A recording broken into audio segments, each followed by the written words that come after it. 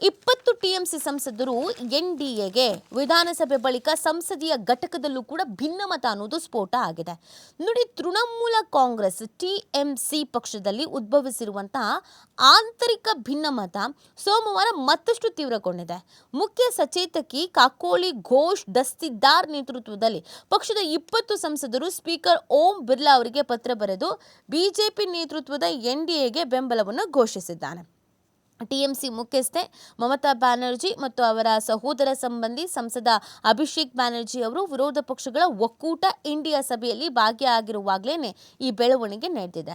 ವಿಧಾನಸಭೆ ಚುನಾವಣೆಯ ಸೋಲಿನ ಬಳಿಕ ಶೋಭನ್ ದೇವ್ ಚಟ್ಟೋಪಾಧ್ಯಾಯ ಅವರನ್ನು ವಿರೋಧ ಪಕ್ಷದ ನಾಯಕನಾಗಿ ನೇಮಿಸಿರುವ ಹೈಕಮಾಂಡ್ ನಿರ್ಧಾರವನ್ನು ಪಕ್ಷದ 58 ಶಾಸಕರು ವಿರೋಧಿಸಿದ್ರು. ಬಳಿಕ ಅವರು ಪ್ರತ್ಯೇಕ ಬಣ ರಚಿಸಿ ಉಚ್ಚಾಟಿತ ಶಾಸಕ ಋತುಬ್ರತ ಬ್ಯಾನರ್ಜಿ ನೇತೃತ್ವದಲ್ಲಿ ವಿಧಾನಸಭೆಯಲ್ಲಿ ಪ್ರಮುಖ ವಿರೋಧ ಪಕ್ಷವಾಗಿ ಮಾನ್ಯತೆ ಪಡೆದಿದ್ರು. ಇದರ ಬೆನ್ನಲ್ಲೇ ಪಕ್ಷದ ಸಂಸದೀಯ ಘಟಕದಲ್ಲಿಯೂ ಕೂಡ ಬಂಡಾಯ ಅನ್ನೋದು ಭುಗಿಲೆದ್ದಿದೆ.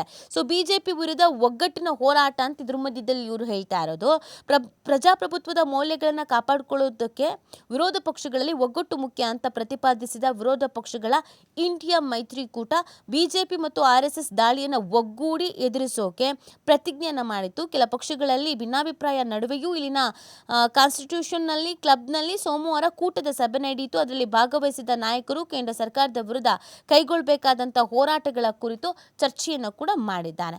ಇನ್ನು ಎಲ್ಲ 20 ಟಿಎಂಸಿ ಸಂಸದರು ಎನ್ಡಿಎಗೆ ಹೋಗ್ತಾ ಇರೋದ್ರಿಂದ ಮಮತಾ ಬ್ಯಾನರ್ಜಿಗೆ ಇದೊಂದು ದೊಡ್ಡ ಆಘಾತ ಆಗಿರೋದು. ಇದನ್ನು ಇವ್ರು ಹೆಂಗೆ ಬ್ಯಾಲೆನ್ಸ್ ಮಾಡ್ಕೊಳ್ತಾರೆ, ಹೆಂಗೆ ಸರಿಪಡಿಸ್ಕೊಳ್ತಾರೆ ಅನ್ನೋದು ಗೊತ್ತಿಲ್ಲ, ನೋಡಬೇಕಾಗತ್ತೆ. ಇದೆಲ್ಲವೂ ಕೂಡ ಆಫ್ಟರ್ ಎಲೆಕ್ಷನ್ ಅಥವಾ ಎಲೆಕ್ಷನ್ನ ನಂತರದ ಬೆಳವಣಿಗೆಗಳು ಹೆಂಗೆ ಪರಿಣಾಮಕಾರಿಯಾಗಿ ಡ್ಯಾಮೇಜ್ ಆಗ್ತಾ ಇದೆ ಟಿಎಂಸಿಗೆ ಅನ್ನೋದನ್ನು ನಾವು ಗಮನಿಸ್ತಾ ಇದ್ದೀವಿ.